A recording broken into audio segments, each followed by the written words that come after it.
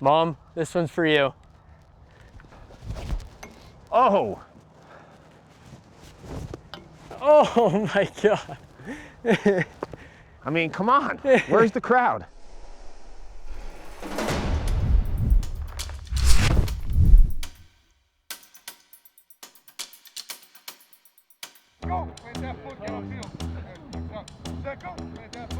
There's two reasons why I made this trip cross country.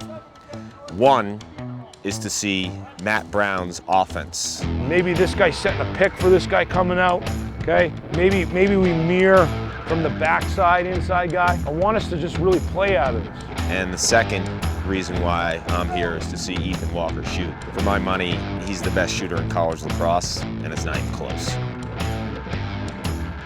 He changes the complexity of this entire offense because Matt Brown's coached a lot of Canadians before, but he's never coached a stretch shooter like Ethan Walker. A lot of the Canadians can finish in tight, but he sprays the ball like Ryan Brown. Defensive teams have to play him out far. They have to respect the Steph Curry three-point range game. And you're gonna see a lot of layup type of opportunities for guys who play with Ethan Walker. Check. See it. See it. Good spot feed. Good spot Good feed. shot. So this is an inside action drill. When the ball gets dumped down off a dodge, you got to find that space, whether it's a pick or a seal. Somebody comes off your pick or seal, you got to be able to slip down the backside pipe. You got to have your head up. You got to keep your eye on the ball the whole time. You know, it's things that happen in every possession in our game, and we got to get good at it. Play. There you go. Good job, Ewok. Good job. You're one of the greatest offensive minds the game of lacrosse has, and box lacrosse is an inspiration for you in regards to putting that into field lacrosse. But you're Canadian. You've always had star Canadians. What is it about a box lacrosse player that fits your offense so beautifully? First of all, the ability to catch the ball. You know, I think that's a skill that is maybe overlooked, especially at the youth levels. But can you really catch a bad pass? Yeah. In box, you have to catch a bad pass. And you got to learn how to deal with playing in tight spaces. And if you go back and you look at championship weekend, the defenses are so tight. Can you make plays in those gaps on the big stage? And I believe a lot of Canadian guys can. I look at some of the greats that have come through this program. Wes Berg, Mark Matthews, you have Ethan Walker. What is it about Ethan's game that might be a little bit non-traditional in terms of Canadian lacrosse? Best thing about him is his ability to score. You know, mid-range to outside shots. He's without question the best shooter we've had in our program. Ever? Ever. Wow. All those guys, Ethan Walker's the best shooter you ever had mid-range. I've never had a lefty shooter, you know, on the wing. Yeah, that's right, because Matthews was a little lower. He was lower, he was inside. Berg righty. And Bergie was on the righty wing, but he was kind of a power forward. And all those guys kind of fit into the jigsaw puzzle that we put together, but then all of a sudden here comes Ethan Walker, and he's a lefty gunslinger. Yeah. And how do we fit him into the offense? He is so different. He's different. He's very different. What else is out there for this kid to take his game maybe from this level to just complete elite level? I think it's just being vocal. You know, this is him and Colton Jackson and Austin French. This is their offense now. And he's coming up with strategy. He's holding his teammates accountable. And when you get that, you know, as a coach, that's kind of the ultimate. That's when you know you got buy-in. And once you have buy-in, you can do anything. Doesn't matter if you're the last guy in, first guy off the bench, starter or whatever. It doesn't matter. Everyone's playing their hardest. Everyone's working to make each other better right now for Saturday, all right? Let's go. Piles on three. 1, 2, 3. Piles! Let him go. Good. All right, you're done. Hey. Get up. Yeah, good scrap, good scrap. Give each other a fist pound. Give each other a fist pound and move on now. Yeah, love it. You got to let him go, too. Why do they let him fight?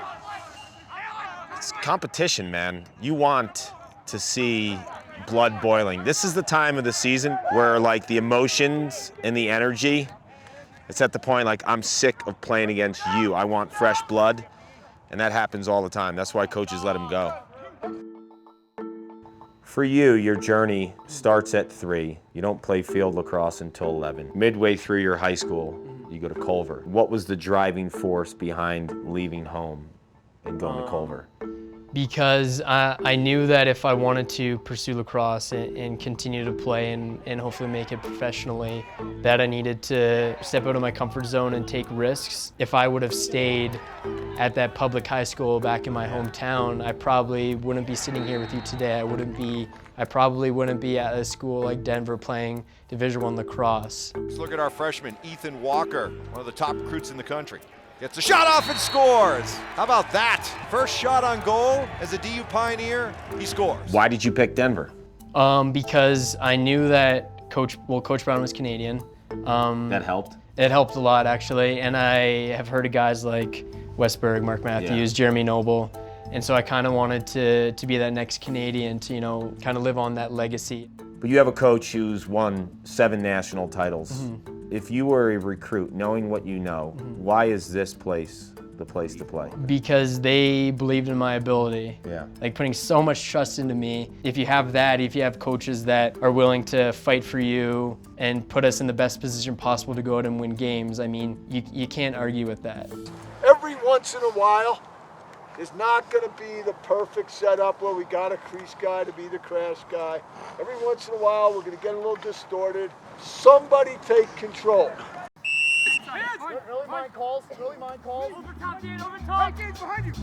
Now Walker with some room. That huge lefty shot to Walker. Again, that lefty shot, same result. Ethan spins around a defender, falling down.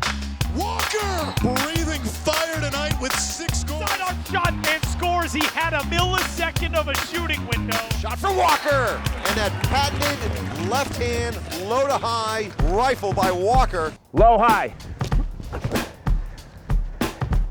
Sidearm low. Sidearm high. Your top hand to me when I watch you shoot is everything. Your wrists. Yeah. Your bottom hand's not doing much, right? No. It's kind of like a guide. Yeah, Thing is, I'm a righty, so I throw right-handed. You're a righty? I throw right-handed.